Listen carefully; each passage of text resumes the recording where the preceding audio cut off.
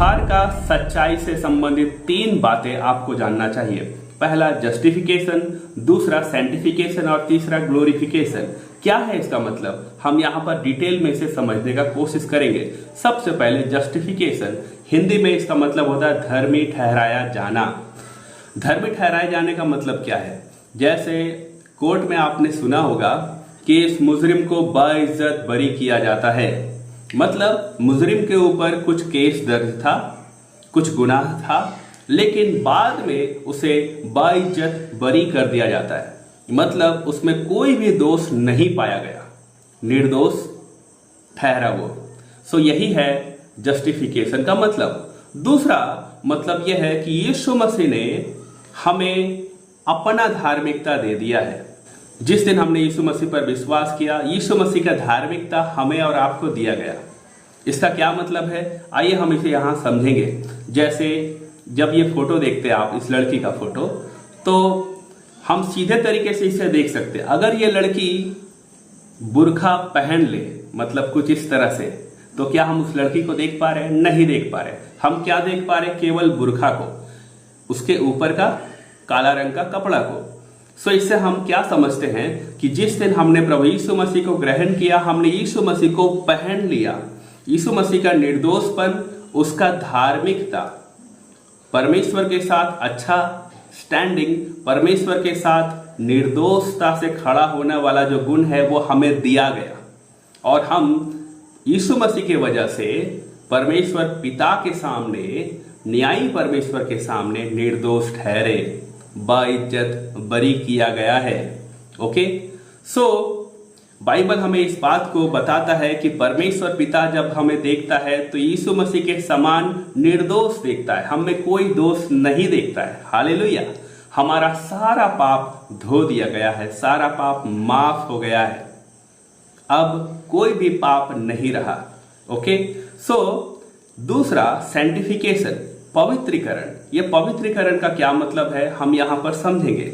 जिस दिन हमने प्रभु यीशु मसीह को ग्रहण किया, हम दुनिया से अलग हो गए, परमेश्वर के तरफ हो गए। इसका मतलब ये कि दुनियादारी से अलगाव और परमेश्वर के साथ जुड़ाव।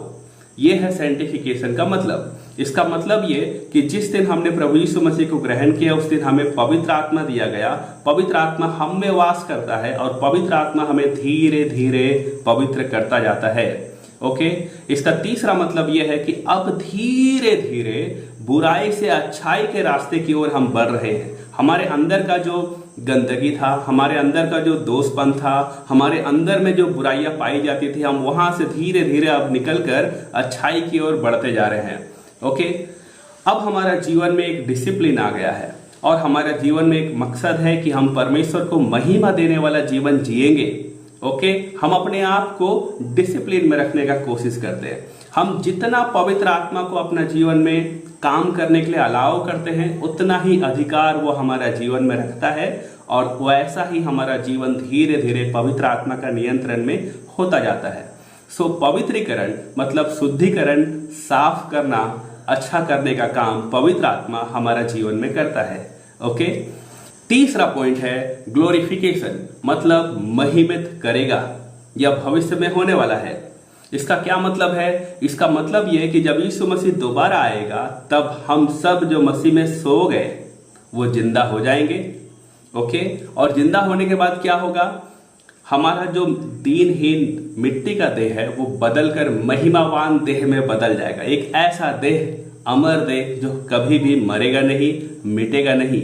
एक ऐसा देह मिलेगा, पवित्र देह, जिसमें पाप और मृत्यु नहीं होगा, क्योंकि यीशु मसीह क्रूस में अपना जान देकर पाप का सजा, मृत्यु को हरा चुका है, क्योंकि यीशु मसीह जिंदा हुआ है। वैसे ही हम भी जी उठेंगे और उस समय हमें आदर और महिमा के साथ मुकुट दिया जाएगा। जैसा काम हमने विश्वास पे होकर यीशु मसीह के लिए, परमेश्वर का महिमा के लिए किया है, उसके अनुसार हमें इनाम मिलेगा, मुकुट। ओके, और वह मुकुट हमें महिमा और आदर परमेश्वर के सामने देगा।